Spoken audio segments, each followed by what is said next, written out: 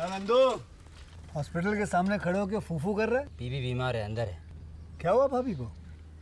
वही औरतों वाली बीमारी। औरतों वाली बीमारी? खर्चा इतना। सिगरेट कितने की? 10 रुपए की। 10 रुपए की? और जेब में कितनी पड़ी? एक और है। मरने के लिए तेरे पास पैसे हैं, लेकिन बीवी को मौत से बचाने के लिए पैसे नहीं है। क्या बक रहा है? ये देख, मौत लिखी है इस पे, मौत। और ये सैनिटरी पैड पे जिंदगी। हंस मत। 2 सिगरेट के पैसे से भाभी को ऐसी खतरनाक बीमारी जो महावरी के वक्त गंदा कपड़ा इस्तेमाल करने से हो सकती है, उससे बचा सकता है। और सिगरेट ना पीने से अपने आप को भी खतरनाक बीमारी से बचा सकता है। यानी कि मौत के पैसे से 2 जिंदगी खरीद सकता है तू, एक अपनी और एक अपनी बीवी की। सोच अब हंस। हीरोगिरी ये पीने में नहीं है, ये देने में है।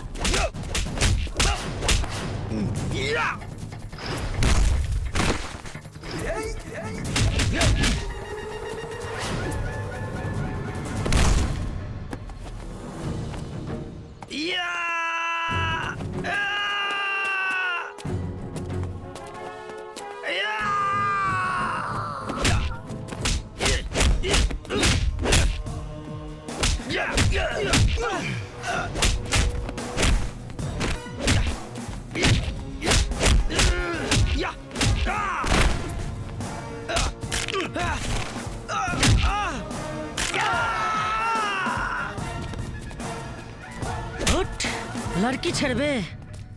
आज के बाद ना छेड़म भैया, आज के बाद ना छेड़म। माफ कर दा, माफ कर दा, माफ। कहो प्रताप, का कइल जाओ एकर? काट दिहल जाओ। दाहो ताली। दे। अरे भाग, भाग। मजा आ गई। मजा आ गई। हाँ सही अच्छा कहा था। प्रताप, चलो, चलो। तू चलो हमनी के आओ। अच्छा ठीक ठीक बा। ठीक बा ठीक बा। चल। रोजे रोजे एक का खबरिया, कबो हेने छपता न सन, कबो होने छपता न सन, कबो हेने 4 आदमी मरता रे, कबो होने 4 आदमी मरता रे। बड़ी काहो बाबूजी, आजो बुझाता पगला गइल बड़ा का? है गमछी छोड़, गंदा कर देबे। छोड़बे कि ना? सारा पसीना गमछे में लगा दिलस। भैया दूध। आ गइलू तू? हाँ भैया। तो ये खूब खियावसन पियावसन। अरे हम बाने नु खेत में बैल जैसे काम करे खातिर जे। ई साहब बाने नु साहब बनल रही हैं। काम के न काज के, दुश्मन अनाज के। भैया आप दूध पी ली। इनकरा बात के अपने ध्यान ना दी। हाँ हाँ, हमरा बात के काहे ध्यान दे लोगन। दूध पी पी के तो शरीर घोड़ा जैसे बनाने ले बाड़न। बुद्धियो घोड़ा जैसे बन गइल बा। का बाबूजी, हमरा लगे कौन पैसा बाकी हम आर्मी की नौकरी में चल जाई? घूस देवेला पैसा बात हो रहा लगे? बुढ़ारी में तो हर दिमागो बुढ़ा गइल बा। तो छोड़ काहे नहीं खेते? कौनो डॉक्टर मना के ले बा कि आर्मी के नौकरी करी है? तो चला काल से खेत में हमारे साथ है। चल काल से खेत में। रमा संग्रह के बेटा के साथ में पूरा बिगड़ गइल बा। एक आर्मी का भूत सब निकाल के रख दे।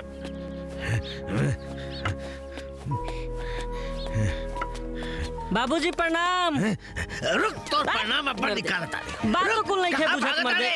अरे रुक।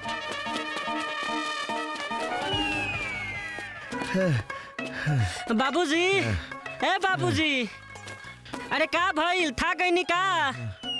अरे हम कहाँ बिगड़ल जात बानी? अरे तनी ध्यान से देखी, हम तो फौज के नु तैयारी कर रहल बानी। रउआ झूठे नु परेशान बानी।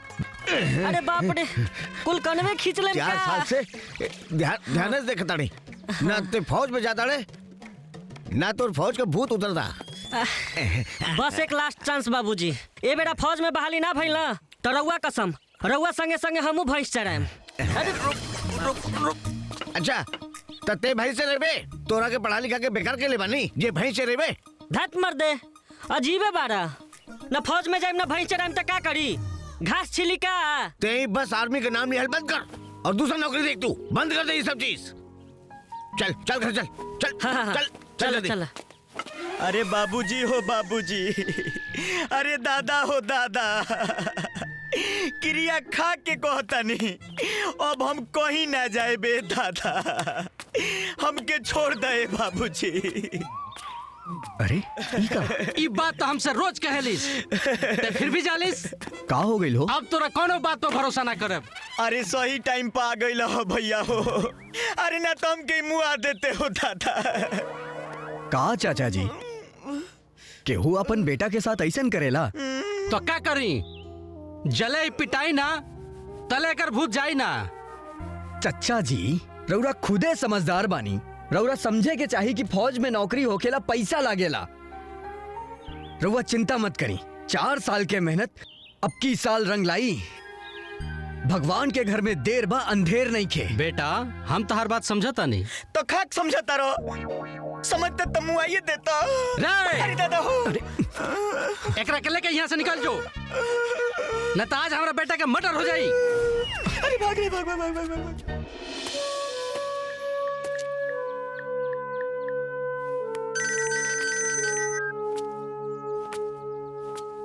हेलो भैया प्रणाम, हम राजदीप सिंह बोलत बानी। अरे बाबू खुश रहा बाबू, खुश रहा खुश रहा।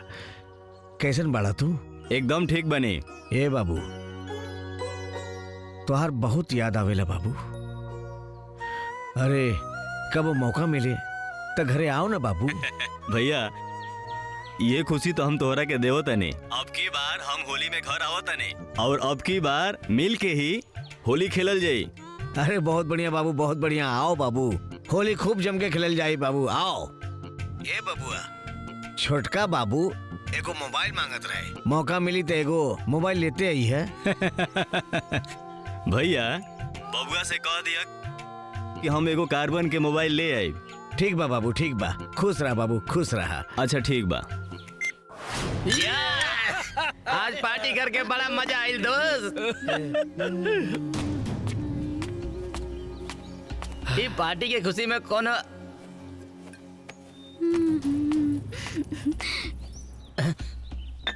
हाँ हो देख हमारी बात सब निकल गई। अरे क्या हो सवेरे सवेरे कहाँ जा तू बिजली गिरावे? बड़ा टॉप के सामान लगा तड़ तू। लगत बा आजकल तोहरा मोतिया बिंद हो गइल बा। ई चेहरा ध्यान से देखा, तोहरा बहिनी के हा भुला गेला का?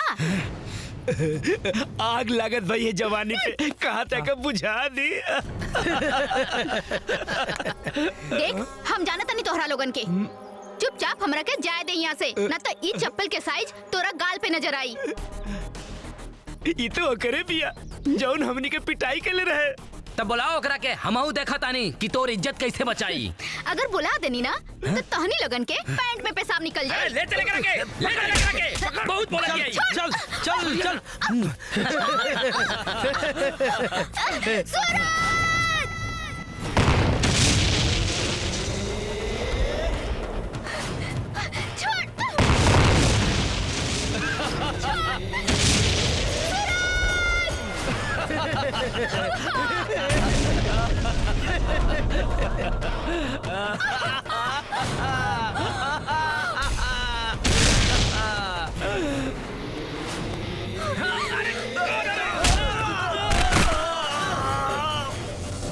रे सुन, पहले तोहनी के जौना नस्ल के बाड़ा सन ओकर परिचय लेला के हमरा जरूरत नहीं खे। और फ्री में एगो सलाह देवतानी, जितना जल्दी हो सके जौना रास्ते से आइल बड़े चुपचाप उहे रास्ता से निकल जा सन। काहे कि सूरज में इतना गर्मी बा कि अगर छुए के कोशिश कैले तो जर के राख हो जाइबे राख। ढेर हीरो गरी दिखाओ ता, मारे करा के।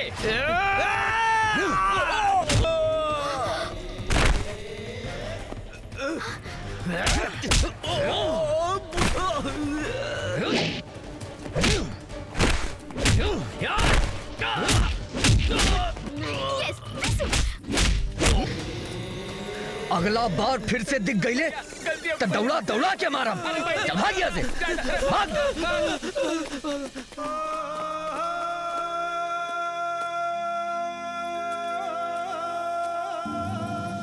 का हो जान, अब तक खुश बाड़ू? हम तो ऐसे नाराज हैं।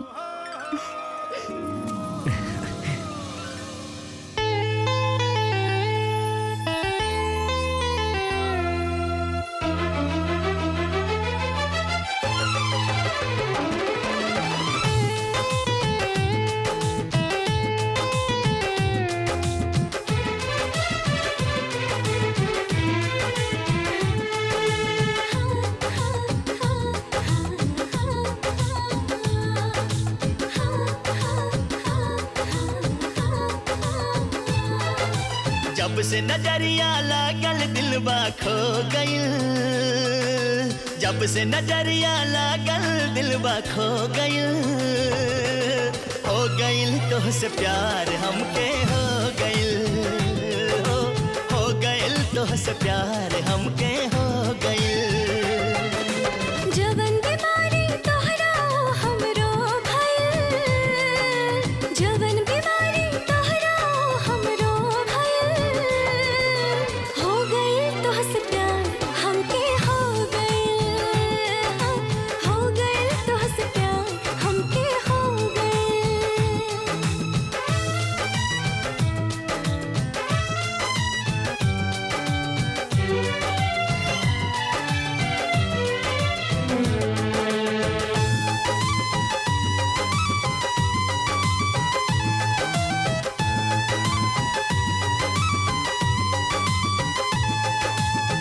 अखिया से नींद गइल चैन गइल दिल से, कैसन खुमारी चढ़ल तोहरा से मिलके।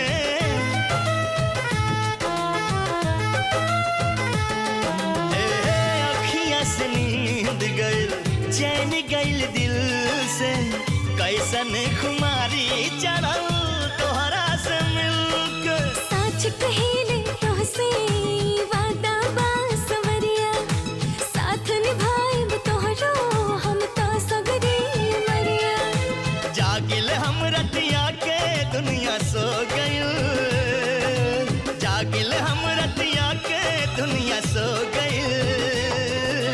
हो गइल तोहसे प्यार हमके हो गइल, हो गइल तोहसे प्यार हमके हो गइल।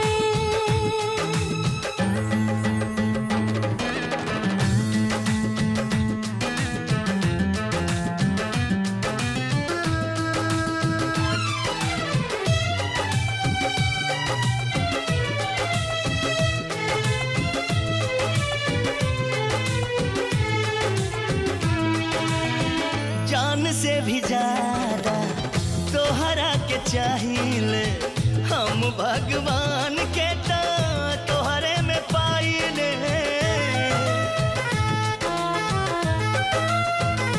हो जान से भी ज्यादा तोहरा के चाहिए, हम भगवान के तो तोहरे में पाइले। अब इहे बात तमन्ना एक पल ना दूर रही, तू हाल दिल के कहा हम हाल दिल के कही।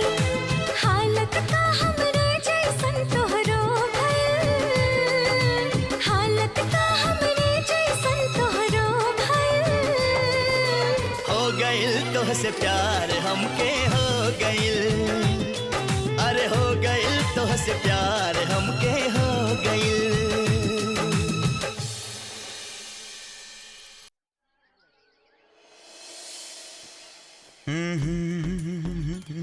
अरे चाचा प्रणाम। खुश रह लो। का हो बुझाता तारा लोग के काम जरिए बा। अरे हमनी के छोड़ी राउर काम जारी बा कि ना? बुझाता होई होई नाही। अरे हमनी के होई कि ना होई तनी अपना फेरा में रही, बुढ़ौती हो गई। भक्ति हो जाए। सब गांव के लेकर बिगड़ गई बाड़े सन, सब गांव के लेकर। चला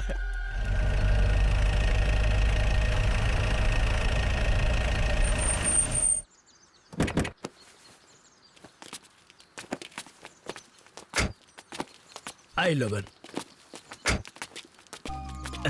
प्रणाम प्रणाम प्रणाम। सब ठीक बानू? बैठी बैठी बैठी बैठी बैठी। ये प्रताप के माई यह सब आए गए नहीं, तनी पानी वानी भिजवावा।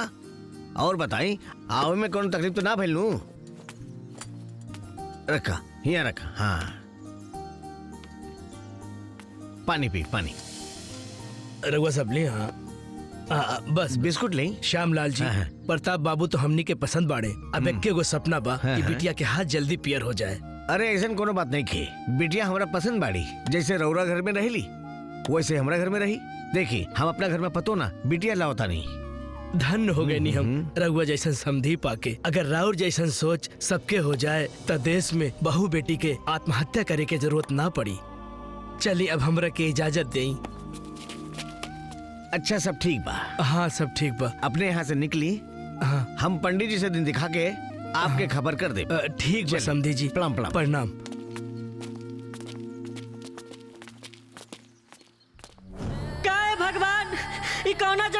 ले रहल बानी हमरा से। अरे हम तो रउआ दर पर रोज माथा पटकेनी कि केहू तरह हमार नौकरी फौज में लगा दी, लेकिन रउआ तो हमार साफ दुश्मन है, बुझाता नहीं। रउआ तो हमार शादी ठीक करा देनी भगवान जी। अब रउए लगे आ रहल बानी भगवान जी। अब हमरा जिला के कोनो फायदा नहीं खे। एह दुनिया में केहू ऐसा नहीं खे कि हमार दुख दर्द समझ पाए भगवान जी। यही से हम सोच लेनी हम आ रहल बानी भगवान जी। अब हम ना जियम भगवान जी, हम आ रहल बानी, हम आ रहल बानी। अरे रुक जा, तू ई का करे जात बड़े रे? त का करी, अपना सपना के गला घोट दी का। जबन सपना हमनी साथे मिलके देखले रहनी फौज में जाए के। सूरज बाबूजी हमार शादी ठीक कर दिले और चाहता रहे हम बहरी कमाए चल जाई। अब तू ही बताबा, एक बार शादी हो गई तो का हमनी के सपना कब वो पूरा हो पाई का? देखा प्रताप, इस समस्या खाली तोहरे साथे नहीं खे, हमनियों के साथे ही समस्या बा। तोहरा जान दे देला से अगर इस समस्या के समाधान हो जाई तो हमनियों तोहरा साथे बोला जान दे दी सन।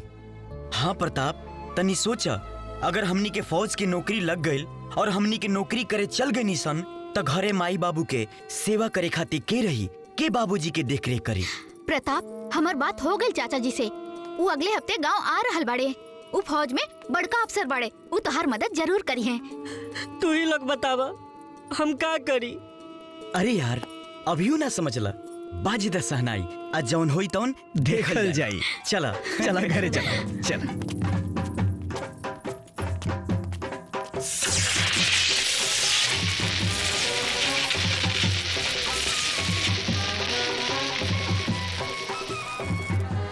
ओम मंगलम भगवान विष्णु मंगलम गरुड़ध्वज मंगलम पुंडरीकाक्षाय मंगलाय तनोहरि। लड़की के बैठाई बैठा ना। वक्रतुंड महाकाय सूर्यकोटि समप्रभ निर्विघ्नं कुरु मे देव सर्वकार्येषु सर्वदा। वर वधू खड़ा होके एक दूसरे के माला पहनाई।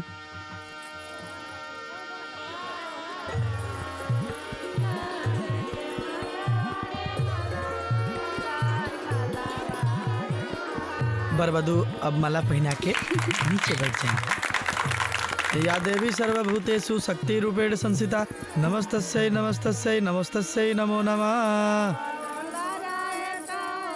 ओम गणनन्त्वा गणपति हवामहे।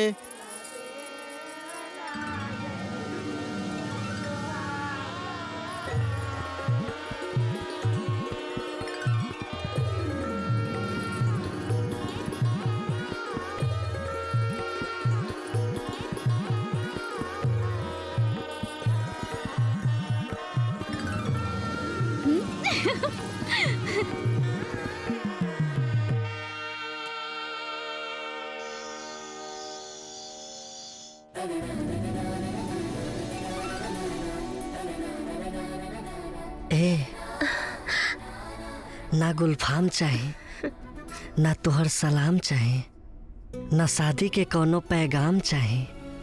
जवन पी के होश उड़ जाए, हमरा ओठ पे वैसने निशान चाहे।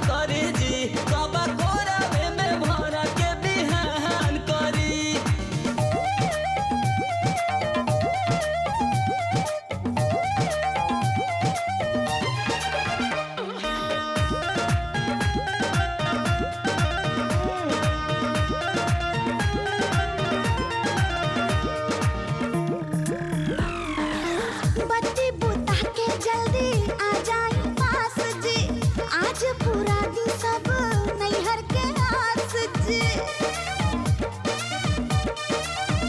है बत्ती बूता के जल्दी आ जाई पास जी आज पूरा दिन सब नैहर के आस जी सारा सपना बा तोहार करब सच हो पाई के प्यार मोरी हो जइबू तू बाच हो बात में रात ना जियान करी ना जियान करी तया बकोरा में भर के बिहान करी तया बकोरा में भर के बिहान करी तया बकोरा में भर के बिहान करी जी बकोरा में भर के बिहान करी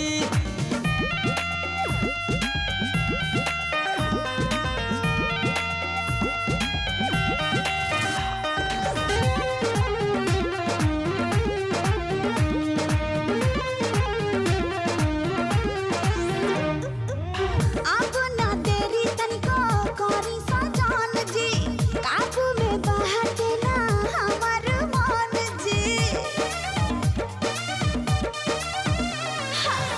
अब ना देरी तनिको करी सजान जी काबू में बहते ना हमर मन जी हमहू त बानी रानी बड़ी नु खुश हो पहले से रेडी बानी पी के हम जूस हो बढ़ल बहजे मूसा किल्ला सान करली हाँ सान करली तया बकोरा में भर के बिहान करी तया बकोरा में भर के बिहान करी तया बकोरा में भर के बिहान करी जी बकोरा में भर के बिहान करी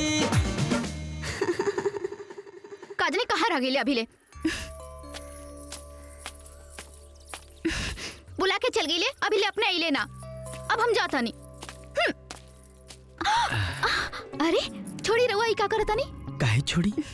ना छोड़ब तो केहू देख ली और हमरा साथे रहुआ के कुटाई हो जाई हमरा तो मन करता कि 7 जन्म ले तोहके ऐसे ही पकड़ ले रही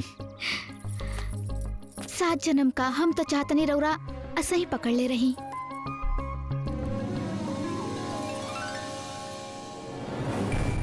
ये तिरंगा देख रहे हो ना हमारे बुजुर्गों के एक गलती के चलते ये तिरंगा आज हिंदुस्तान की धरती पर लहरा रहा है। कोई बात नहीं, कल हम अपने मकसद में जरूर कामयाब होंगे।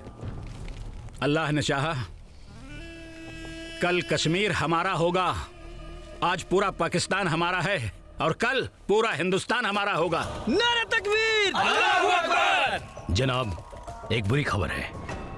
हम इंडिया में अपने मकसद में कामयाब नहीं हो पा रहे हैं और हमारे मिशन को फेल करने वाले इंडिया में केवल 4 ही कमांडर हैं और सबसे ज्यादा नाक में दम तो इस राजदीप सिंह ने कर रखा है जो बिहार का रहने वाला है और आजकल इसी पोस्ट पे तैनात है। समझ में नहीं आ रहा इसका क्या करें। गुरफान साहब, आप एक नंबर के बेवकूफ़ हैं। अगर आप हिंदुस्तान के आवाम को जान जाते तो आज हमारी जगह पाकिस्तान में आका होते। इसीलिए आप पाकिस्तानी आर्मी में एक मामूली कमांडर हैं। अरबाज साहब। जी जनाब। हिंदुस्तान में अपने चाहने वाले तमाम लोगों के फरमान जारी करो। जो इन हिंदुस्तानी कमांडरों को मारेंगे उनको मेरी तरफ से मुहमागा इनाम दिया जाएगा इंशाअल्लाह। चलिए। शायद अब अल्लाह की भी यही मर्जी है।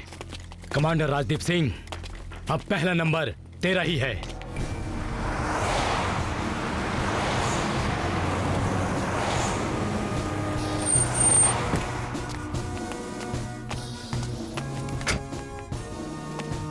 प्रणाम भौजी। प्रणाम। और भैया? प्रणाम चाचा जी। अरे खुश रहा। और भौजी? हम तोरा से बिल्कुल भी ना बोलब। हमनी के कबो याद आवेला कि ना? आवेला, बहुत बहुत याद आवेला। तभी तो सब काम वाम छोड़ के तोहरा से मिले के यहाँ आ गिल बनी। अब भौजी पेट में बड़ी चूहा कूदत बा, कुछ खाऊं के मिली? अरे हमहू कितना पागल बनी। ए जी सारा बात इहे बतिया ले। चली बबुआ के लेके अंदर चली। उल्टा चोर कोतवाल के डांटे। बाबू से ऐजा खड़े खड़े बतियाओ तारू, हमके बोला तारू, हमके दोस्त दे तारू। चली बबुआ। आवा आवा। आई आई आई आई।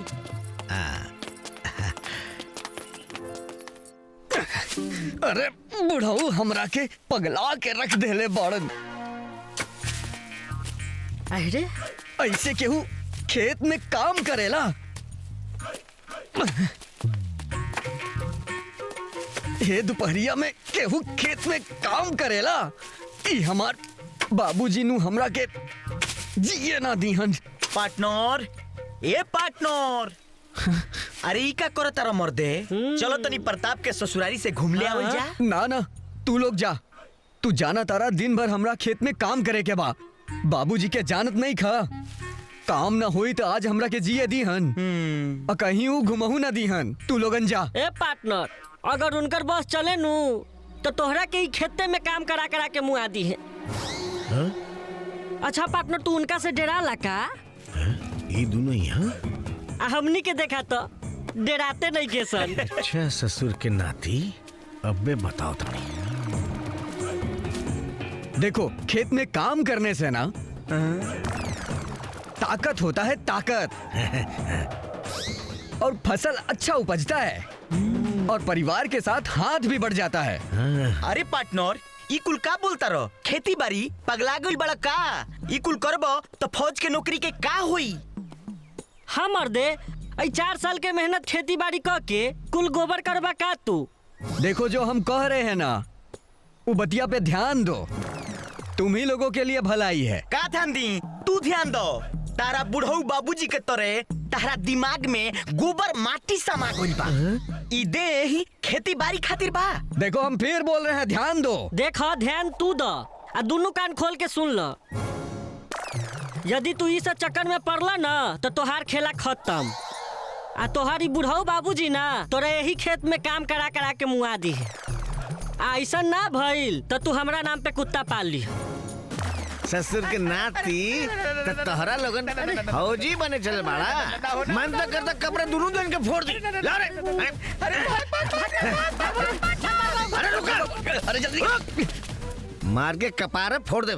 ससुर के नाती फौज में भर्ती हुई हैं लोग। और बाबू, फौज के नौकरी कैसन चलता? बड़ा दुबरा गइल बाड़ा।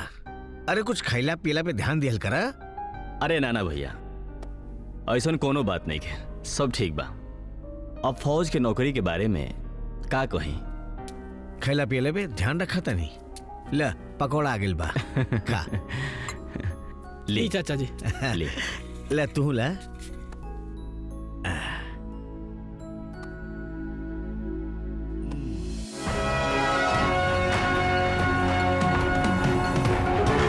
नमस्कार, बड़ी खबर आ रही है कश्मीर से। आपको बता दें कि कश्मीर के कुपवाड़ा में भारतीय सैनिकों ने 4 आतंकियों को मार गिराया है। आपको बता दें कि इस घटना में एक भारतीय जवान भी शहीद हुआ है। आपको बता दें कि इस मुठभेड़ में मारे गए सभी आतंकी लश्कर तैयबा के बताए जा रहे हैं। साथ ही आपको बता दें कि अब भी कुपवाड़ा में सर्च ऑपरेशन जवानों का जारी है। ये वही जगह है जहाँ इससे कुछ दिन पहले भी आर्मी के जवानों ने सर्च ऑपरेशन चलाया था और यहाँ पर 3 आतंकियों को मार गिराया था। ये सब देख के ना हमार खून खौल जाला। जब तक हमनी के देश में गद्दार लोग रही हैं, ऐसा नहीं हुई। ऐसा केहू नहीं खे जे ईंट के जवाब पत्थर से दे सके। भैया, कुछ लोग और कुछ नेता देश में ऐसा बा जे कहेला जे फौज में जाला उ अनपढ़, गंवार, जाहिल होला। एकदम सही कहता रहा तू। हिंदुस्तान के हर चौक पे खड़ा पुलिस वाला एक फौजी होला जे अपन जान के बाजी लगाकर देश के सुरक्षा करेला। हमनी के देश के तो यह दुर्भाग्य बा भैया, जिंदगी में कबो एक बार मौका मिलल तब पाकिस्तान में घुस के ये आतंकियन के मार दे, भगा दे, तभी देश में शांति आई, ये खून के खेला खत्म हुई। अरे चंदा बेटी, सवेरे सवेरे तैयार होकर कहाँ जाता हूँ? अरे बाबूजी, रुआ भुला गई नी, काल होली बा और हम गांव जात बानी अपन सखियन से कहे कि काल होली बा, रुआ सब घरे आई। ठीक बा बेटी, ठीक बा बाबूजी।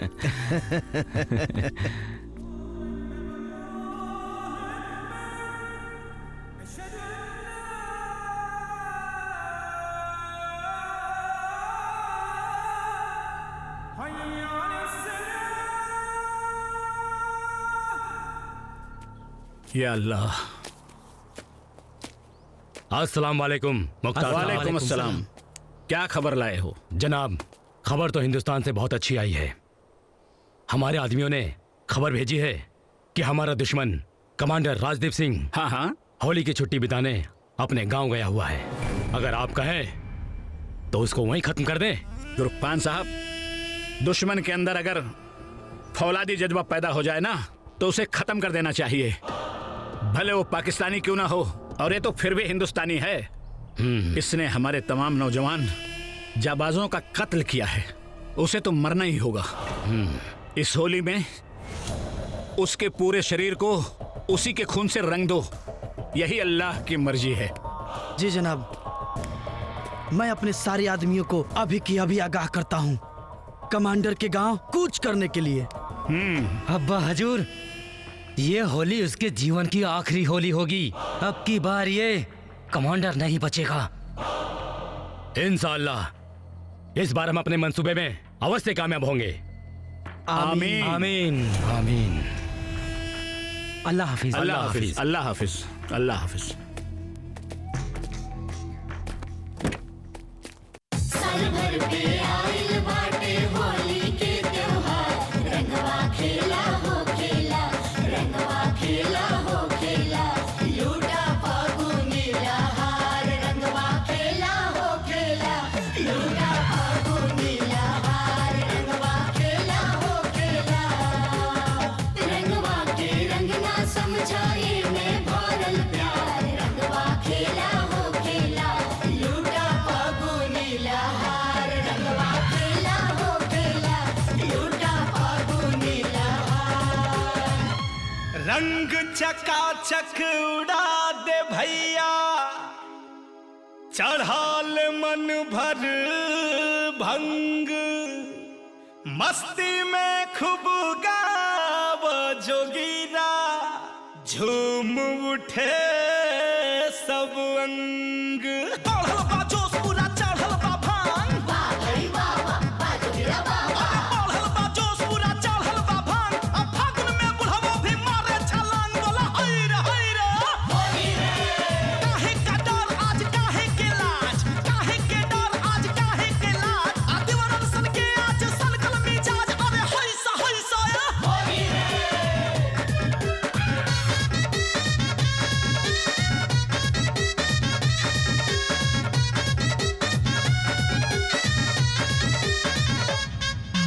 केहू के ललका बा हरियर का, लागल पियर का रंग हो। हे केहू के ललका बा हरियर का, लागल पियर का रंग हो। पतंग जैसे उड़ेली भौजी होली में भैया के संग हो। पतंग जैसे उड़ेली भौजी होली में भैया के संग हो। पतंग जैसे उड़ेली भौजी। संकर कपाड़ा होलिया में हमरा पर नजर गड़ैला, मेहर के बिना त लागता होली में है हट भइला, त भंगिया चढ़ा के पगनवा में लागे देवर बौरैला, भंगिया चढ़ा के पगनवा में लागे देवर बौरैला। होली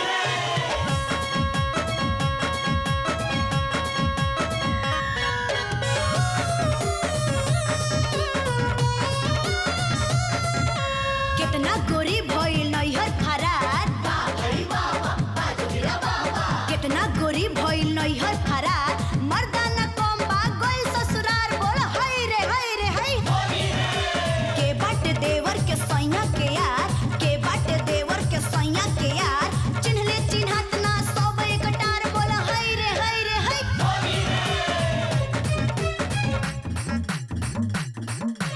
और सीता लहरी के सर्दी पे दर्दी, मस्ती बा चढ़ल फागुनवा में। और सीता लहरी के सर्दी पे दर्दी, मस्ती बा चढ़ल फागुनवा में। आ केकरा से खेलबू कोठरिया ये धनिया, केकरा से खेलबू अंगनवा में। केकरा से खेलबू कोठरिया ये धनिया, केकरा से खेलबू अंगनवा में। अगुआ के रंगवा फर फर उड़ेला, चढ़ेला मस्ती बदनवा में। अगुआ के रंगवा फर फर उड़ेला, चढ़ेला मस्ती बदनवा में। तोहरा से रंगवा कोठरिया में खेलब देवरू से खेलब अंगनवा में तोरा से रंगवा कोठरिया में खेलब देवरू से खेलब अंगनवा में सारा रा रा रा रा रा रा होली है सारा रा रा रा होली है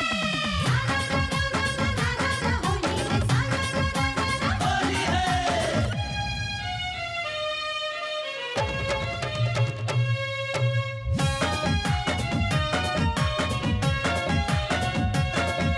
तिरंगा के तीन रंग असली कबो बदला न कबो बदली तिरंगा के तीन रंग असली कबो बदला न कबो बदली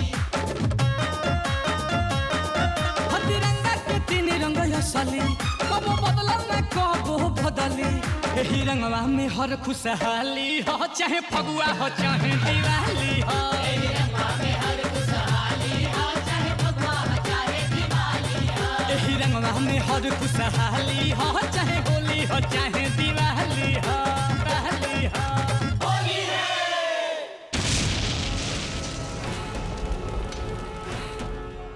बबुआ हमरा समझ में नहीं खियावत ई के लोग हो सकता जे अपने गांव पे हमला कैले से। हाँ सर, समझता ही हमरो नहीं खियावत कि हमनी के गांव से केकरा दुश्मनी बा, आई के हमला करा सकता। ना सूरज, ये दुश्मन तोहनी लोग के ना, ये दुश्मन देश के हो और ये हमला हमरा के खत्म करे खातिर है। लेकिन तोहनी लोग के सूझबूझ से आज जान माल के कोनो हानि ना भइल। बबुआ की का खाता रहा देश के दुश्मन और यह तोहरा के मारे खातिर आइल। हम कुछ समझनी ना बाबू, इस सब बात से हमार मन बहुत घबरा रहल बा। भैया एहमे घबराए वाला कोनो बात नहीं के। हम फौज में बड़ अफसर बानी। ऐसन खेल तो हमनी के डेली खेले नहीं जा। बॉर्डर पर दुश्मन के साथ है। लेकिन बबुआ उ जे लोग तोहरा पे हमला कैले बा वो अभी जिंदा बा, और अगर तोहरा के कुछ हो जाई ना तो भैया रौरा बिल्कुल चिंता ना करी, हम अपना लोग के आगाह कर दिले बानी। वो लोग जल्दी ही पकड़ल जाई। अब भैया कहावत तो सुन ही बनी कि जाको राखे साइया मार सके ना कोई। अरे जेकरा साथ सूरज, प्रताप और अर्जुन जैसन लोग बा ओकरा कैसे कुछ हो सकेला। अच्छा एगो बात बतावो, तोहनी के इतना मेहनत के बावजूद भी तोहनी लोग के नौकरी काहे ना लगल? सर देश में बेरोजगारी के आलम ई बा कि मैट्रिक के परीक्षा पास कैला के बाद भी हमनी के रोज 5 किलोमीटर दौड़े नहीं सन। पहले फौज के तैयारी, फिर घर के जिम्मेवारी, सब कुछ सही से होला। जाना तानी सर, सब कुछ हो जाला, बस ना होला तो नौकरी ना होला। सर हर 5 साल में नया सरकार आवेला आ जाला, बस रह जाला तो खाली बेरोजगारी रह जाला। सर रौरा तो फौज में बहुत बड़ अफसर बानी, बेरोजगारी अगर देखे के बाना तो कबो दानापुर के रैली में आई। जाना तानी सर, रैली ना होके सोनपुर के पशु मेला बन जाला। जब 200 आदमी एक साथ दौड़ेला ना तो हाफते हाफते जान निकल जाला और मुंह से खून निकल जाला। सर 5 मिनट में 1600 मीटर दौड़े खातिर आदमी के भूत बने पड़ेला। ये सब इंसान के बस के बात नहीं खे सर। यह बेरोजगारी हमनी के सिखौले बा कि 10 रुपया के प्लास्टिक खरीद के बिना तकिया और चादर के सूते के पड़ेला जब रेलवे स्टेशन पर। बेरोजगारी का होला सर, ये हमरा दीदिया के शादी में पता चलल रहे। हम ब्याह में तो ना गईनी, सोचनी कि का पता एहू बार नौकरी हो जाई। दूसरा दिन विदाई के दिन जब घरे गईनी नु त खूब रोनी। कौनो दलाल 5000 रुपया के चक्कर में पहले ही पेपर लीक करा देले रहे। सर ये हमनी बेरोजगार खातिर सबसे बड़हन त्याग रहे, दीदिया के शादी। देखी सर, काम तो पहले भी चलत रहे और आज भी चलत बा। काहे कि हमनी की बेरोजगारी के चलते केहू के रोजगार चलत बा। बस जीवन में एक गो उम्मीद बा कि हमनी सब कबो बेरोजगार ना रही जा। अरे के कहता कि तोहनी लोग बेरोजगार बड़ा? हम बानी नु। चाचा जी मतलब ई लोग के? हाँ हाँ, ई लोग के नौकरी अब पक्का बा। अरे ई देश में ऐसन ही नौजवान लोग के जरूरत बा। तू लोग जा, काल तैयार होके आई ह, हमरा साथे चली ह। ठीक बा सर, ठीक बा। हमनी के चलता नहीं। अच्छा, खुश रहो। फिर प्रणाम कल सर। आजा। खुश रहो, खुश रहो। चला चला।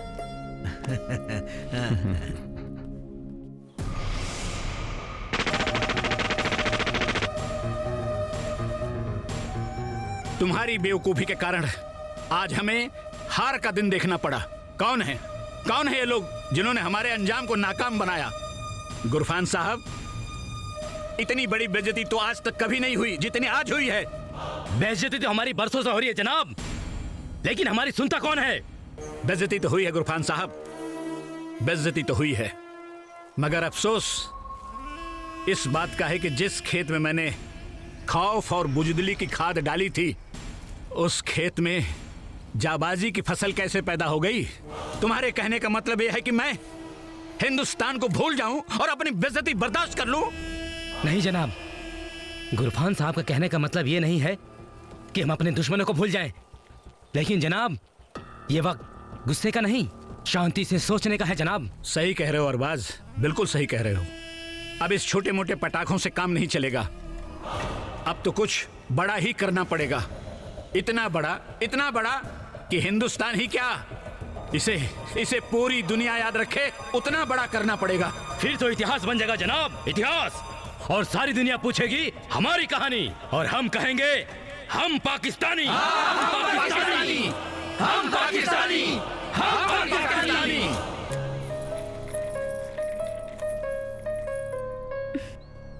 अर्जुन, आज जितना खुश हम बनी शायद केहू और होखी। हम तो मोहब्बत के हाथे मजबूर बनी, ना तो तोहरा के अपने आप से दूर कबहू ना जाए देती। जवन सपना तू बचपन से देखले रहला वो आज पूरा हो रहल बा।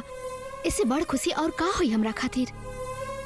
अर्जुन, आज तक हम भगवान से कुछो ना मंगनी, लेकिन आज भगवान से यह बोलब कि वो तोहार हर सपना पूरा करस, हर मुराद पूरा करस। तुम्हारी प्यार हमरा पे उधार रही, हमारी जिंदगी तोहरा मुस्कुराहट के कर्जदार रही। तोहरा प्यार के बारे में हम बस इतना ही कहब, हमार जिंदगी मर के भी तोहार कर्जदार रही। चुप, मरे तो हर दुश्मन।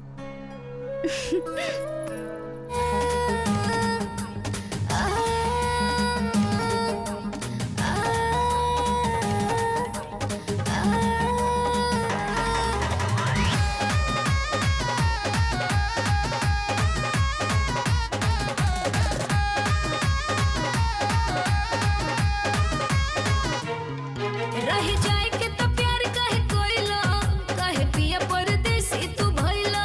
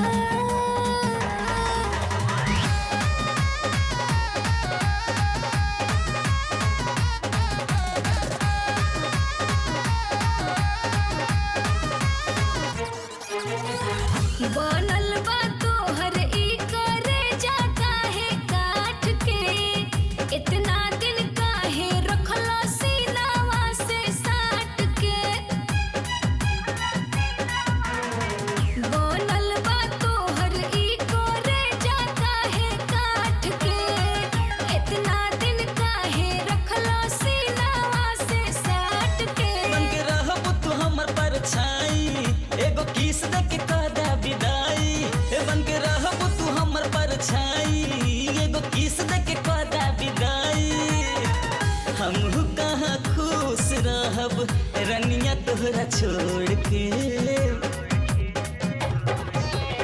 ले जो दिलवा राजा जी दस्ती में तो बोर के। ले ले जो दिलवा राजा जी दस्ती में तो बोर के।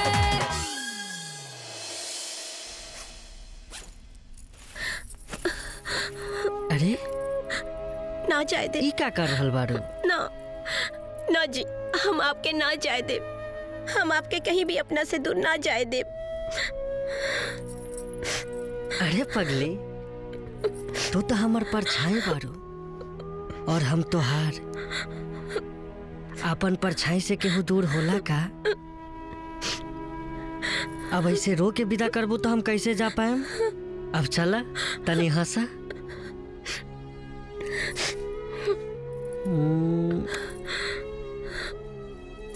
सुनी। हाँ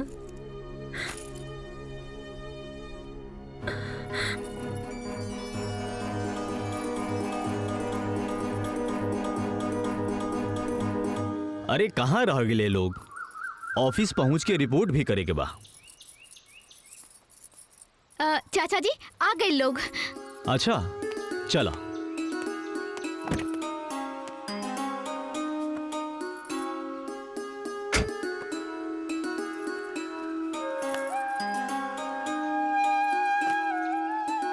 अर्जुन। अरे मर्दे, बड़ा लेट कैला। सूरज, मोहब्बत के एगो आज अलगे शुरुआत हो रहल बा। एक तरफ तोहरा से दूर होला के तड़प और दूसरी तरफ तोहर बचपन के सपना पूरा होए के खुशी। हमरा के समझ नहीं के आवत का करी का ना करी। तोहरा के जाए दी या रोक ली? सूरज, ई चंदा तोहरा प्यार के रंग में रंगा गइल बिया। हम तोहर इंतजार करब।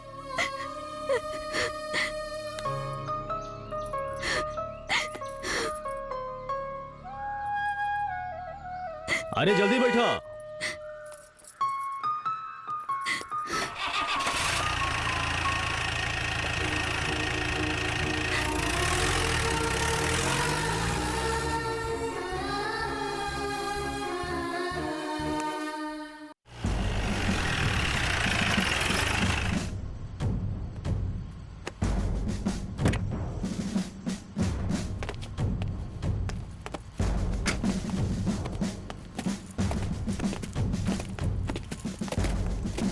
गुड मॉर्निंग सर।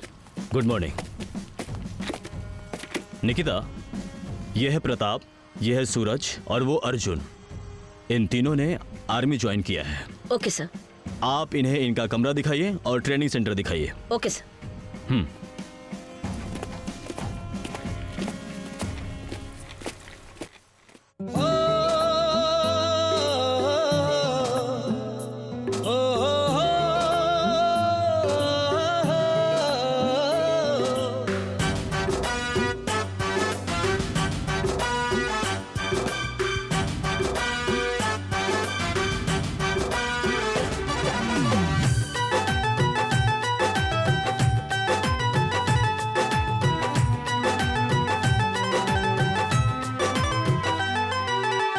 कभी न झुकेगा तिरंगा ये प्यारा, माँ तेरी माटी की कसम कसम रे, माँ तेरी माटी की कसम।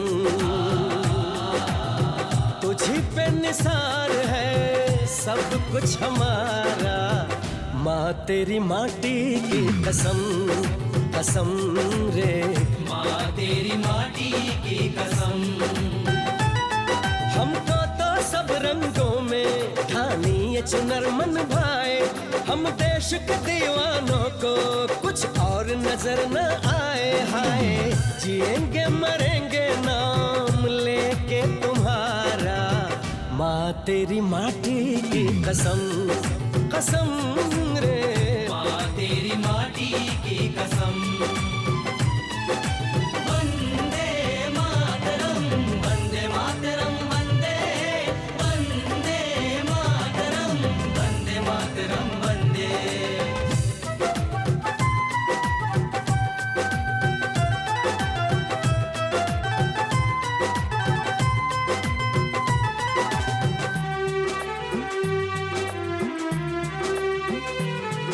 जिस हवा में हमने सांस लिया उस हवा का कर्ज चुकाएंगे।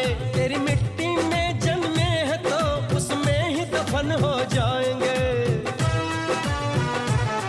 जिस हवा में हमने सांस लिया उस हवा का कर्ज चुकाएंगे। तेरी मिट्टी में जन्मे हैं तो उसमें ही दफन हो जाएंगे। जो नजर गड़ाए तुझ पे मुश्किल कर देंगे जीना, हर दुश्मन का कर देंगे छलनी छलनी हम सीना। ओ चलेगा यहाँ ना किसी का भी चारा, माँ तेरी माटी की कसम कसम रे, माँ तेरी माटी की कसम।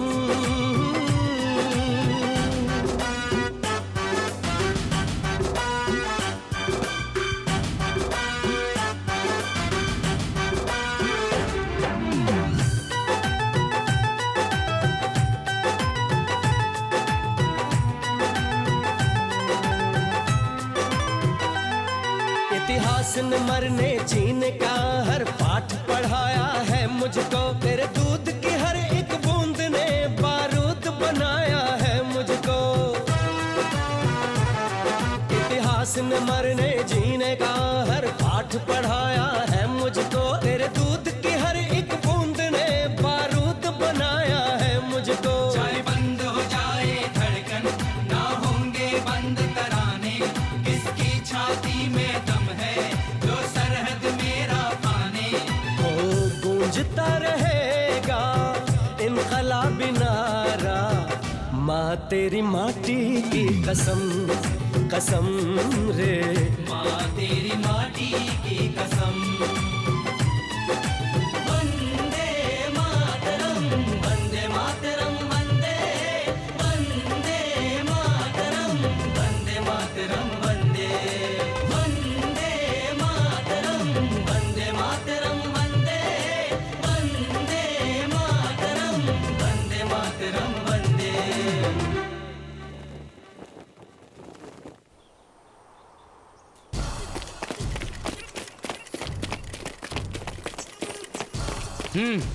अल्लाहू अल्लाहू अल्लाहू अल्लाहू अल्लाहू अल्लाहू अल्लाहू।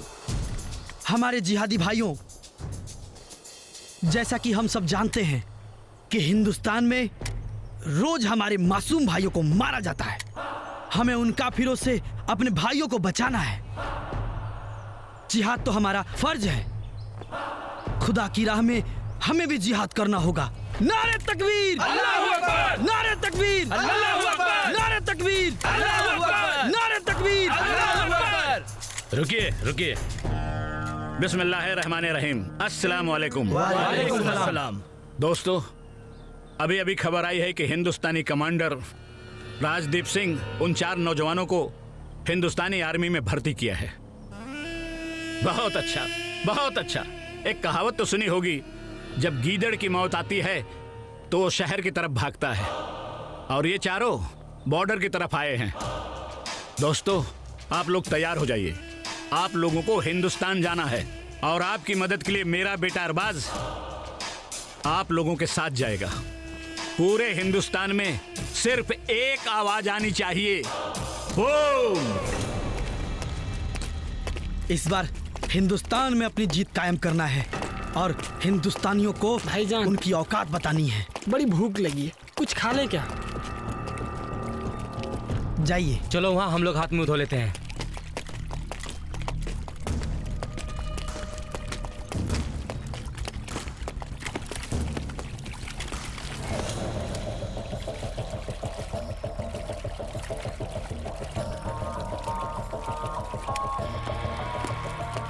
चलो।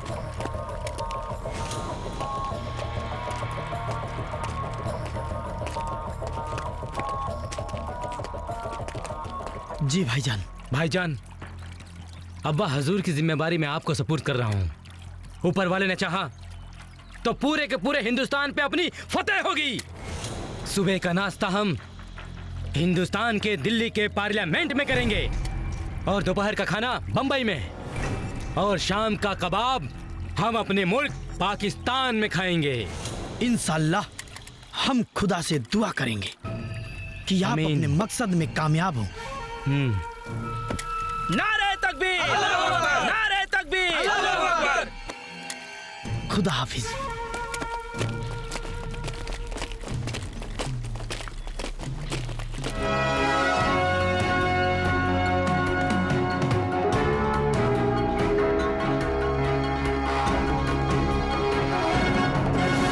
नमस्कार, मैं अनिल शारदा और आप देख रहे हैं पंजाब केसरी न्यूज। वक्त एक बड़ी बहस का, कश्मीर में बढ़ रहे आतंकवाद का, कश्मीर में हो रहे नरसंहार का। आज इस मुद्दे पर चर्चा करने के लिए हमारे साथ दो बेहद ही खास मेहमान हैं। एक हैं आपन माटी टीम के सदस्य सुधाकर सिंह और दूसरे हैं इंडियन आर्मी के कमांडर राजदीप सिंह। सर, देश जानना चाहता है कि आखिर कश्मीर में आतंकवाद थमने का नाम क्यों नहीं ले रहा? बिल्कुल ठीक आपने।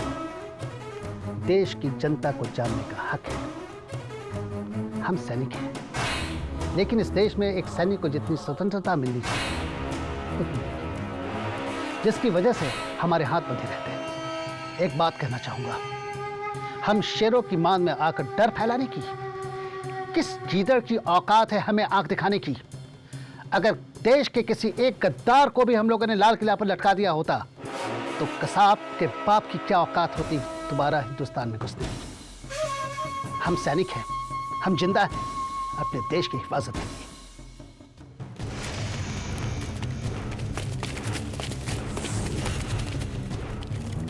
यही वो घर है जहां हमारे दुश्मन छुपे हुए हैं। हमें इनको खत्म करना है और सुरक्षित वापस जाना है। ओके, सर।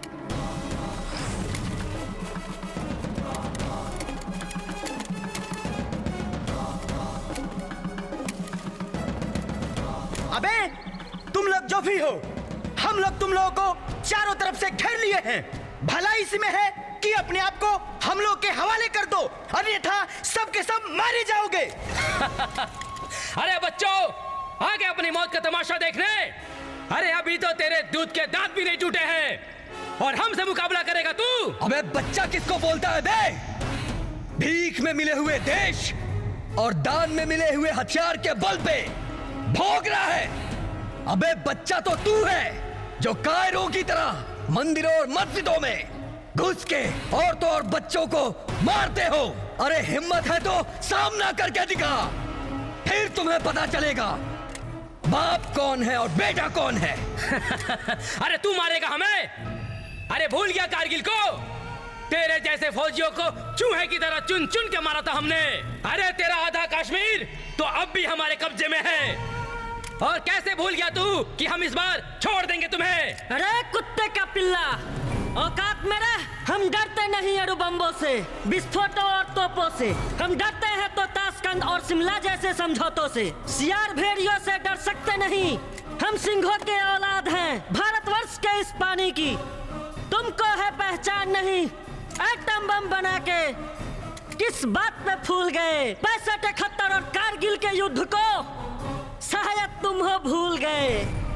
कान खोल के सुन ले पाकिस्तानी, अब की जंग छिड़ी तो तेरा नामो निशान नहीं होगा। कश्मीर तो होगा लेकिन पाकिस्तान नहीं होगा। अबे सुन, इस बार तेरे चेहरे का खोल बदल देंगे। इतिहास की क्या हस्ती है, पूरा भूगोल बदल देंगे। रावलपिंडी से कराची तक सब कुछ कारज हो जाएगा। सिंधु नदी के आर पार पूरा भारत हो जाएगा। अबे सुन, धारा हर मोड़ बदलकर लाहौर से गुजरेगी गंगा, इस्लामाबाद की धरती पर लहराएगा तिरंगा। अबे अगर यही बच्चे जय हिंद बोल करके आगे बढ़ गए ना, तो ना तू बचेगा और ना तेरा देश पाकिस्तान बचेगा। मारो गद्दारों को। क्या बोला? तू मारेगा हमें?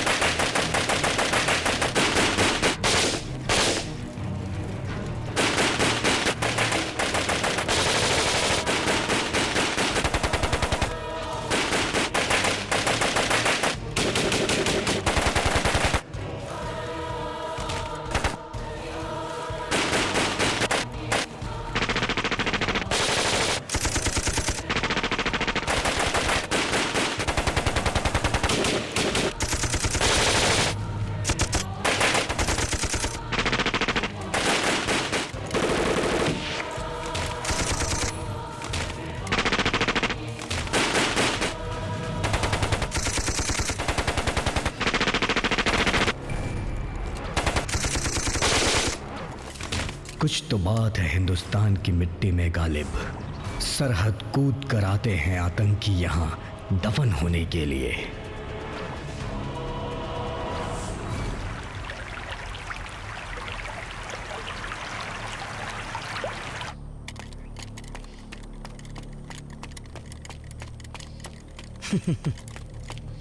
क्यों फखरुद्दीन, बड़ी तेजी से दौड़ते हुए आ रहे हो? जनाब, इंडिया से बहुत बुरी खबर आई है।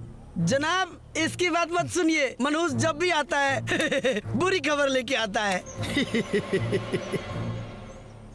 जानते हैं जनाब, पिछले दिन रोजादीन साहब के यहाँ जब बिरयानी खत्म हो गया तब मुझे बोलता है जाओ बिस्मिल्लाह कर लो। जनाब, इससे बड़ा मनहूस तो कोई हो ही नहीं सकता है। ये खमीस का बच्चा पिछली बार मुझे भी धोखा दिया था। बता क्या खबर लाया है? जनाब, इंडिया से बहुत बुरी खबर आई है। हमारे छोटे मियां अरबाज खान दुश्मनों की धरती पर अल्लाह को प्यारे हो गए हैं।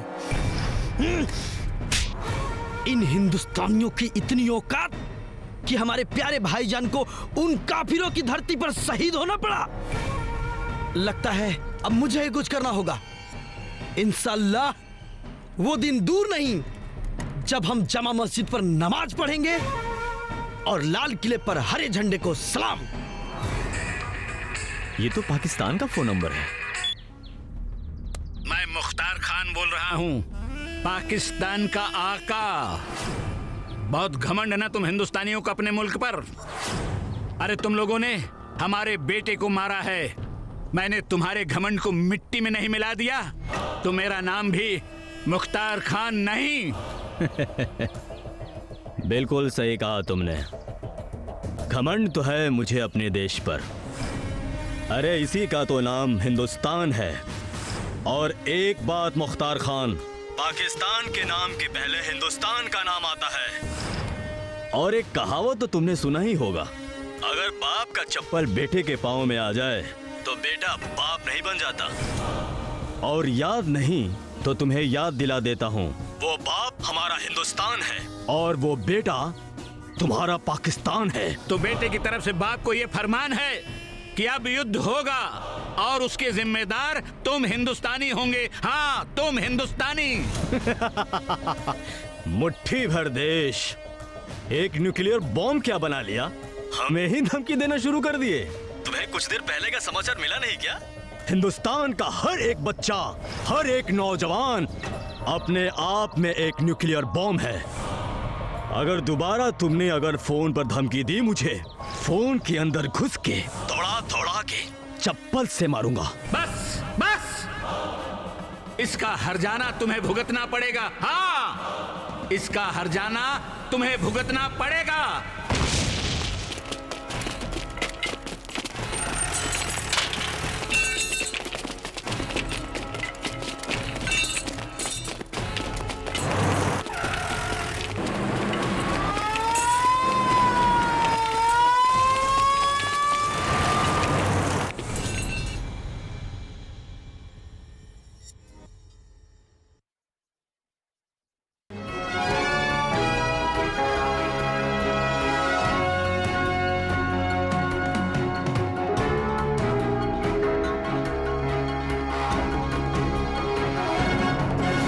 नमस्कार, मैं अनिल शादा और आप देख रहे हैं इस वक्त की बड़ी खबर। पंजाब के अमृतसर में एक घर में 5 आतंकियों के छुपे होने की खबर आ रही थी। आपको बता दें कि इंडियन आर्मी के 3 जवानों ने, सूरज, प्रताप और अर्जुन ने और उनकी टीम ने खबर मिलने के बाद आतंकियों के ठिकाने को चारों तरफ से घेर लिया था।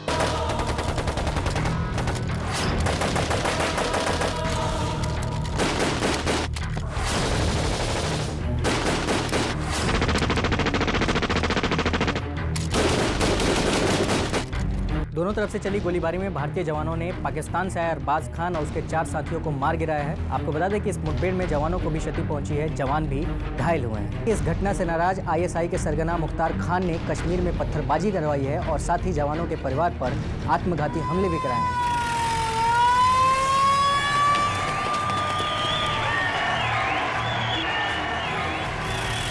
सैनिकों के परिवार पर हुए इस हमले में जान माल की भी क्षति पहुंची है, लेकिन सरकार की तरफ से अभी तक किसी भी तरह का पुख्ता इंतजाम सुरक्षा के नहीं हुआ है।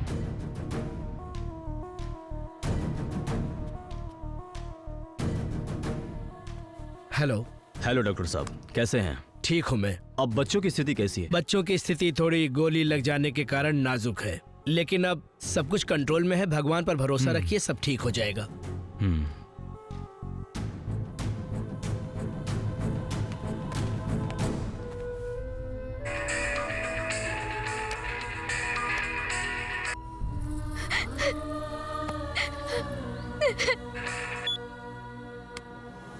हेलो।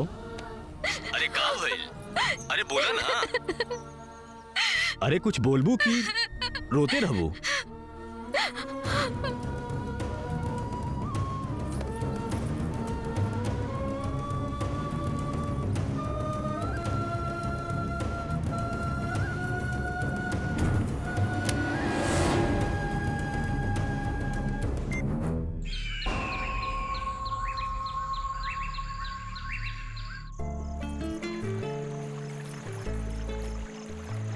बोला चंदा, हमरा के यहाँ काहेला बुलौलू?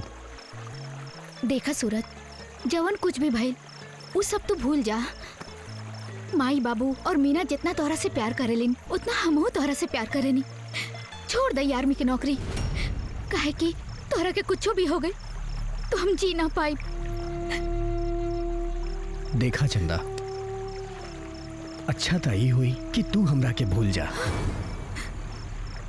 और माई बाबूजी मीना के अलावा हमरा जिंदगी में केहू नहीं खे। बेहतर ता ई होई कि तू हमरा से मिलल बंद कर दा। सूरज,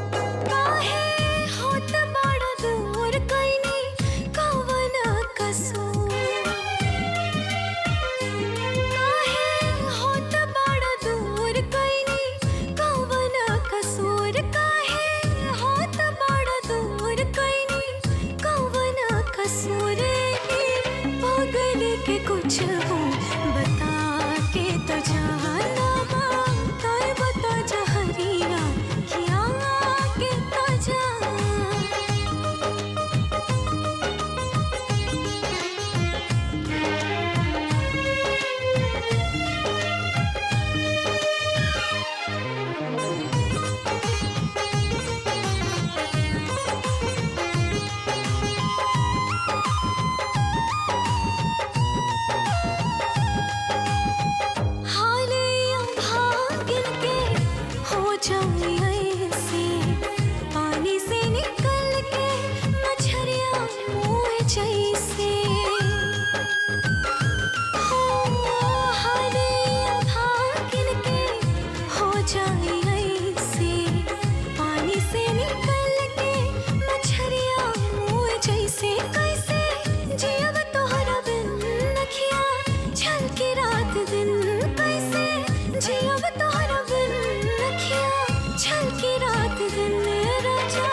कुछ हो तो कहीं के हंसा के तो जाना, सही बता जहरिया किया के तो जा।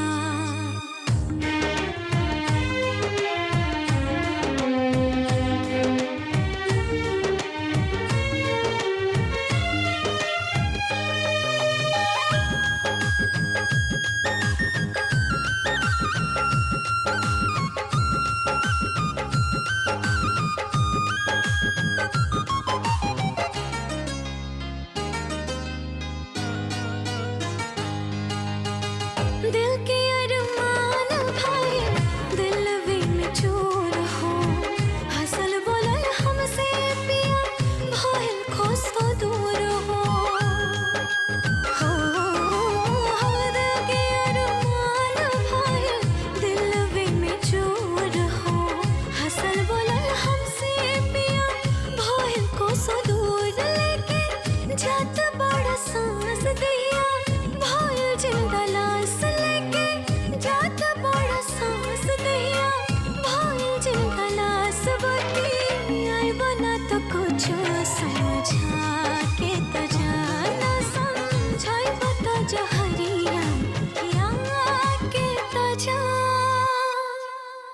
सर, किसी भी कीमत पर मुझे सर्जिकल स्ट्राइक की परमिशन चाहिए आपसे। देखिए, देश की चिंता हमें भी है, लेकिन जो आप बोल रहे हैं वो नहीं हो सकता। कैसे नहीं हो सकता है? आपको पता भी है आप किस मुद्दे पर मुझसे बहस कर रहे हैं। मैं आपको किसी भी कीमत पर सर्जिकल स्ट्राइक की परमिशन नहीं दे सकता। मुझे भी ऊपर तक जवाब देना होता है, और सर्जिकल स्ट्राइक कोई बच्चों का खेल नहीं है। बेहतर होगा कि आप इस सपने को भूल ही जाइए।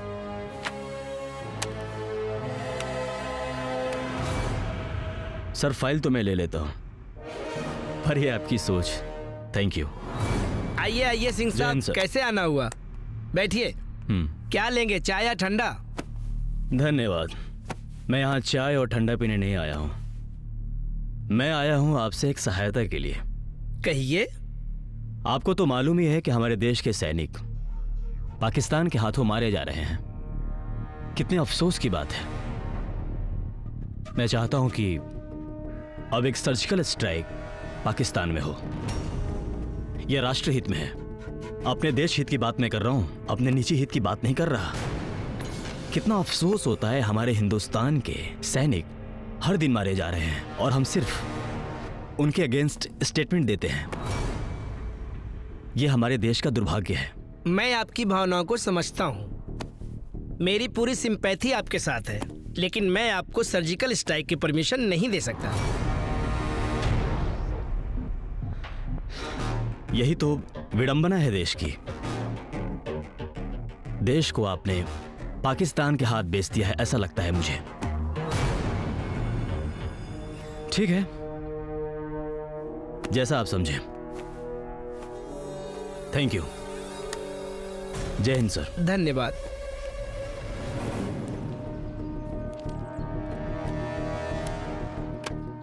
क्या यार राजदीप, देश पहले ही सदमे से नहीं निकला हुआ है और ऊपर से आपने ये रात छेड़ दिया। यार क्या चाहते हो, मैं तुम्हारे साथ चलकर बम फोड़ूं? यार नौकरी से निकलवाओगे क्या? भाई इस मामले में मैं तुम्हारी कोई भी मदद नहीं कर सकता। बस। सॉरी सर,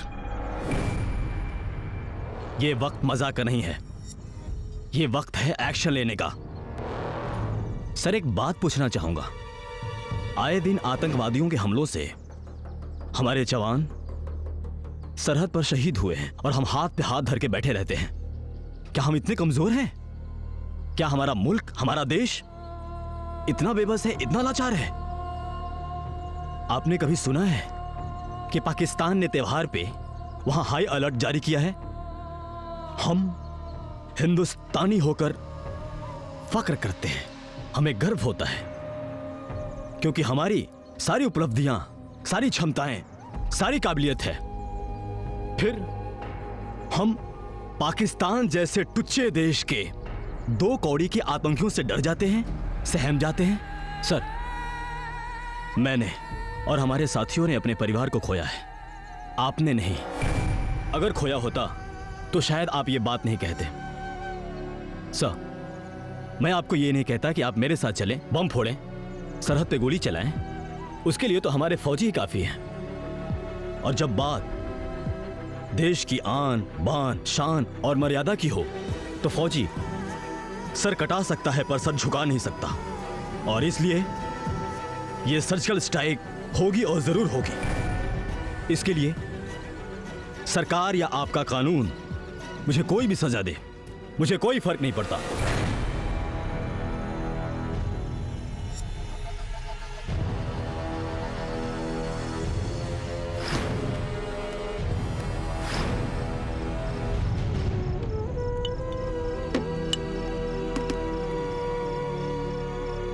मेरी पूरी सिंपैथी आपके साथ है, लेकिन मैं आपको सर्जिकल स्ट्राइक की परमिशन नहीं दे सकता।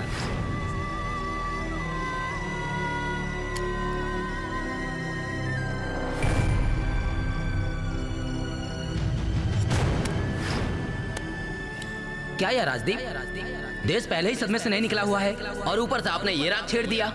यार क्या चाहते हो, मैं तुम्हारे साथ चलकर बम फोड़ूं?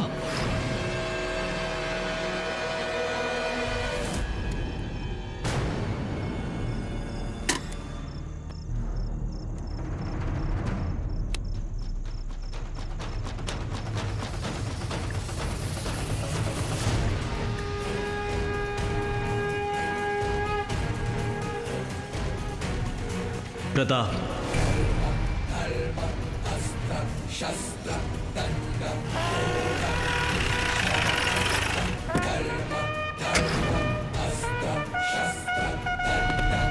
आदेश दीजिए सा। इतना अर्जेंट में काहे बुलाए हैं सा? देखो सूरज, मजबूरी चाहे देश की हो या परिवार की, हमें हर कीमत पर इसे अपने दुश्मन से बचाना होता है। हम एक ऐसी मिशन पर जा रहे हैं जिसकी इजाजत ना तो सरकार दे सकती है और ना परिवार। अगर हम दुश्मन की जमीन पर शहीद हो गए तो हमारी लाश को अपने देश की मिट्टी भी नसीब नहीं होगी, लेकिन हम कामयाब होंगे। हम एक ऐसी मिसाल कायम करेंगे जिससे हमारा दुश्मन पाकिस्तान हमारे हिंदुस्तान के किसी कोने में घुसने की जुर्रत न करे। तुम लोगों ने अपने परिवार को खोया है, जिसका जिम्मेवार सिर्फ मैं हूं। मैं तुम लोगों को तुम्हारा परिवार वापस तो नहीं दिला सकता, लेकिन उस गद्दार को उसके किए की सजा दे सकता हूं। अगर आप में से कोई भी मिशन पर नहीं जाना चाहता तो वापस घर जा सकता है। सर, हमने अपने देश के लिए अपने माता पिता और भाई बहन को खोया है सर। पीछे नहीं हटेंगे सर, दुश्मन का सर काट के आएंगे सर। अभी शादी के 1 महीना भी ना भइल सर। देश के खातिर अपन रिश्ता नाता, माँ बाप और बीबी सब खो देहनी सर। अब तो बस एक ही मिशन बा, मारेम या मर के आइम। अगर पकड़ा गई नहीं सर तो आत्महत्या कर लेम, लेकिन अकेले 10 को दुश्मन के बराबर हो खेब सर। देश और परिवार के कीमत का होला दुश्मन के समझ में आ जाई। या तो आर या तो पार। अब की बार पूरा पाकिस्तान साफ सर, पूरा पाकिस्तान साफ। तुम तीनों को सही सलामत वापस लाना ये हमारी जिम्मेवारी है। ये मिशन सीक्रेट है। सिर्फ 24 घंटे हैं हमारे पास, इसलिए अभी से 24 घंटे तक ना परिवार से और ना रिश्तेदार से संपर्क तुम्हारा बिल्कुल खत्म रहेगा।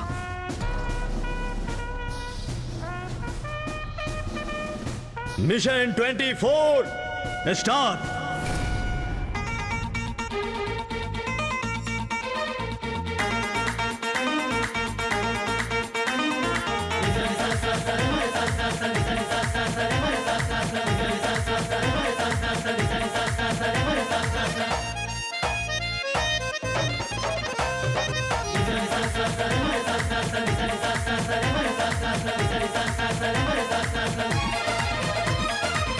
बिगड़ी बनाने वाले, नेमत बरसाने वाले, सारा ये जमाना तो दीवाना है तेरा। तेरी रहमत हो जाए, पूरी हसरत हो जाए, जिसने जो पाया वो नजराना है तेरा। सामने आए जो मुश्किल तू ही निदान करता है, जो मुश्किल तू ही निदान करता है। ख्वाहिशों से ज्यादा देके पूरा अरमान करता है, ख्वाहिशों से ज्यादा देके पूरा अरमान करता है। तू ही परवर, तू ही अनवर, तेरे दम से ही आता है दम। कर दे करम, कर दे करम मौला, कर दे करम मौला, कर दे करम हो, कर दे करम, कर दे करम मौला, कर दे करम मौला, कर दे करम हो।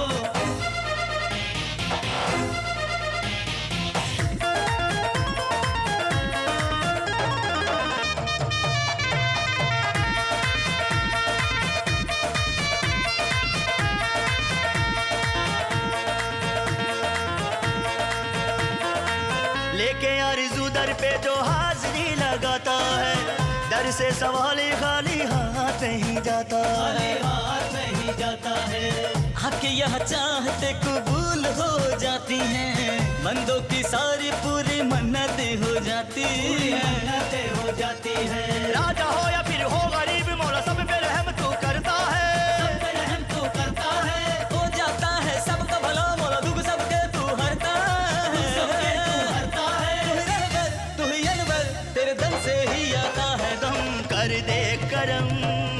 कर दे करम मौला करम मौला कर दे करम हो कर दे करम मौला कर दे करम मौला कर दे करम हो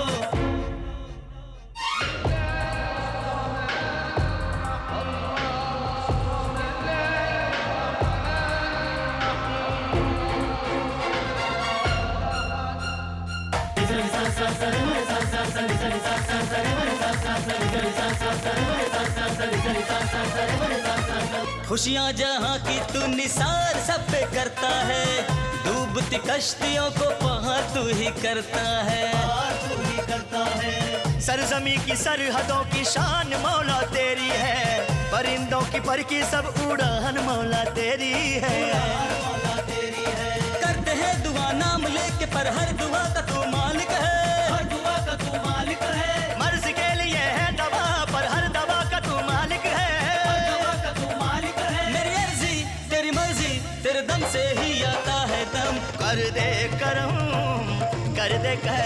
मौला करम मौला कर दे करम हो कर दे करम मौला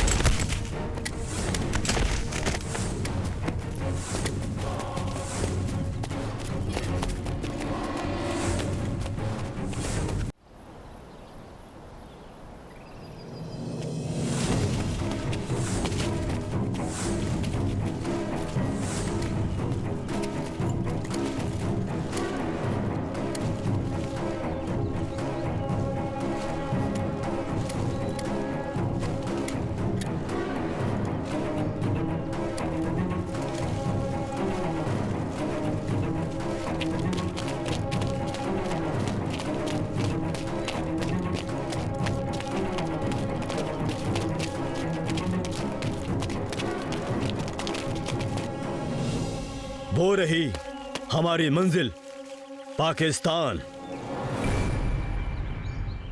बहुत हुआ पाकिस्तान से प्यार, अब होगा आखिरी बार। आज पहली बार दुनिया देखेगी पाकिस्तान का जनाजा, पाकिस्तान की मैयत उसी की देश से निकलते हुए। हर हर महादेव महादेव।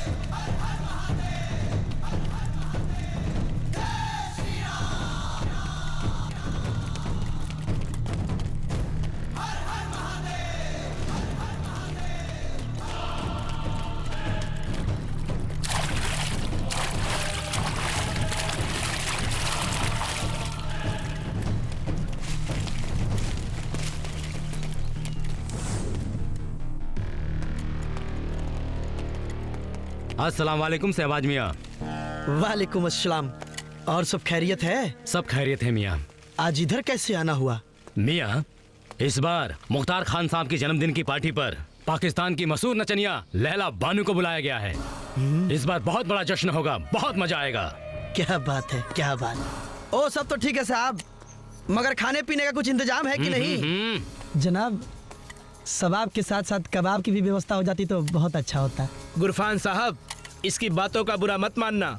वो क्या है ना कि अपने मुल्क की पिछले कई दिनों से इतनी हालत खराब है, इतनी हालत खराब है कि बिरयानी की जगह इस पानी से काम चलाना पड़ रहा है। अरे चुप मनहूस।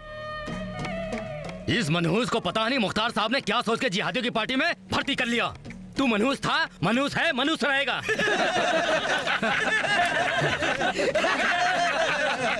खुदा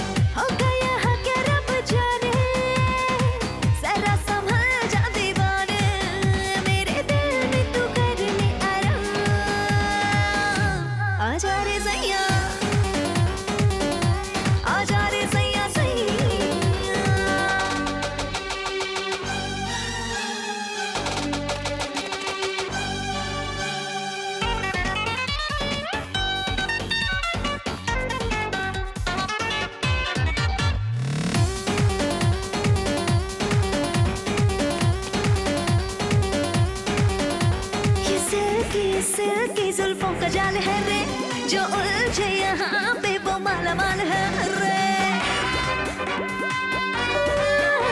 ये सिल्की जुल्फों का जाल है रे, जो उलझे यहाँ पे वो माला माल है रे। हर ले तो रग में रवानी, बन जाने दे नई कहानी, देखा जाएगा जो होगा अंजाम। आजा रे सैया, आजा रे सैया, सैया।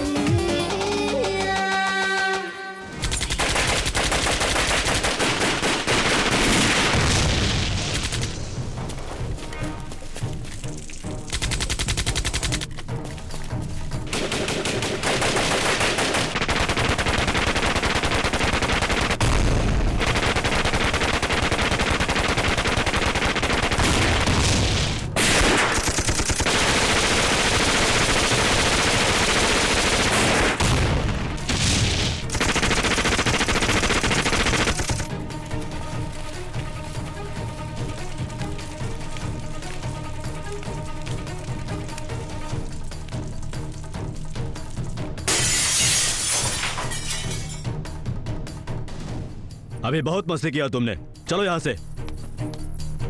चलो मुख्तार, बहुत मजे ले लिए, अब सजा का वक्त आ गया। गलती कर रहे हो मेजर, गलती कर रहे हो। मुख्तार खान कोई सड़क पे चलने वाली चींटी नहीं है जिसे तुम पैरों से मसल दोगे। सर पे मौत मंडरा रही है और तू अभी भी इस घमंड में है कि हम लोग तुम्हारा कुछ नहीं बिगाड़ सकते। सर, आदेश दीजिए, अभी इसकी कब्र यही खोद देता हूँ। नहीं प्रताप नहीं, इसे तो हम जिंदा हिंदुस्तान ले जाएंगे।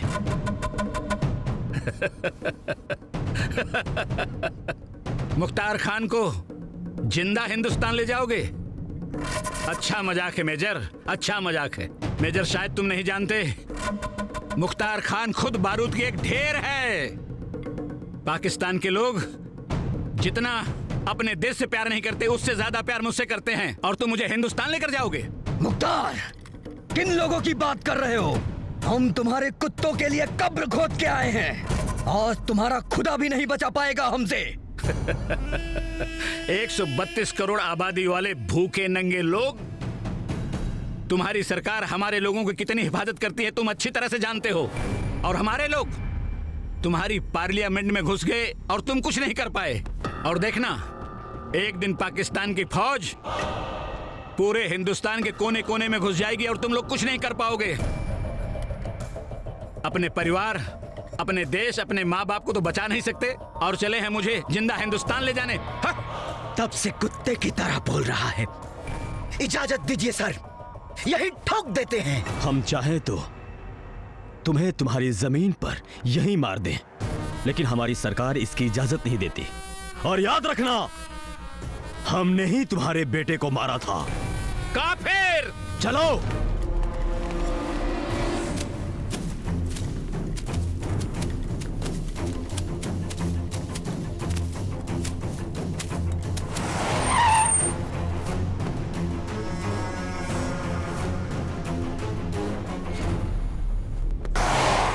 अरे जनाब, कहाँ घुस गए? जनाब हिंदुस्तान में घुस गए। ऊपर खबर करनी पड़ेगी, जनाब हिंदुस्तान में घुस गए। अरे अभी खबर मत करना, नहीं तो नौकरी चली जाएगी। देख, हम तुझे जिंदा पाकिस्तान से हिंदुस्तान लेके आए, और जिन लोगों पे तू इतना घमंड करता है उनको भनक तक नहीं लगी, और तेरी नामर्द फौज हमारा कुछ नहीं बिगाड़ पाई। इसको कहते हैं हिंदुस्तानी फौजी, हिंदुस्तानी फौजी। जाकर पाकिस्तान के नामर्द फौज को कह दो कि हमने पाकिस्तान के आका, पाकिस्तान के अब्बा को डब्बा की तरह उठाकर इसे हिंदुस्तान की धरती पर लाए हैं। बैठ।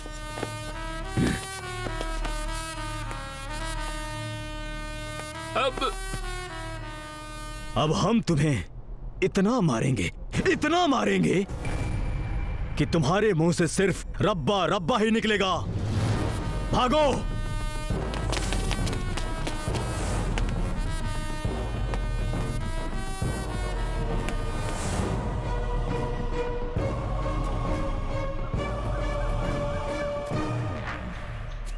मैं बाद में बात करता हूँ।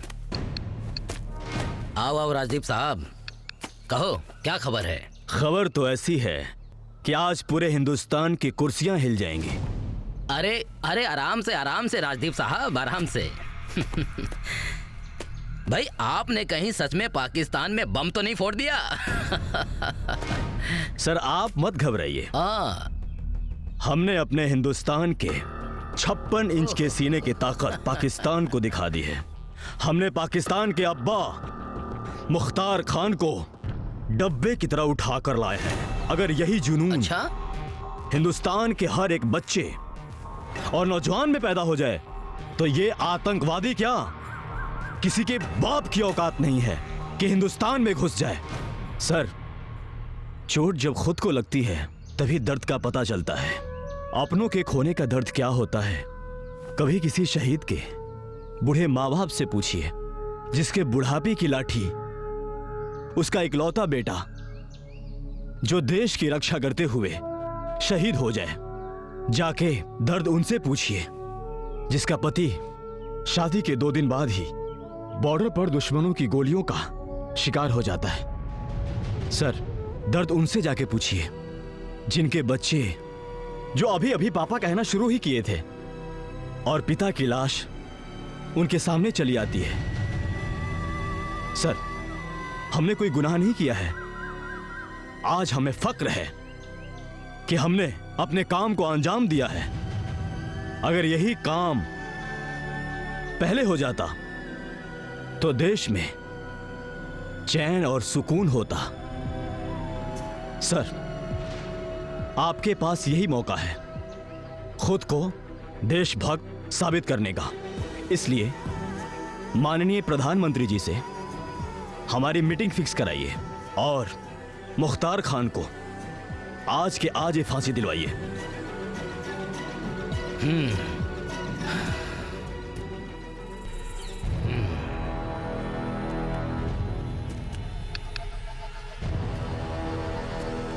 हेलो, देखो आज के आज मेरी प्रधानमंत्री जी से मीटिंग फिक्स कराओ, ठीक है? ओके। राजदीप साहब, गर्व है हमें आप जैसे लोगों पर कि आप जैसे लोग हमारे देश में हैं। जब तक आप जैसे लोग इस देश में हैं, ये देश चैन और सुकून से रहेगा। राजदीप साहब, मैं आपको सैल्यूट करता हूं।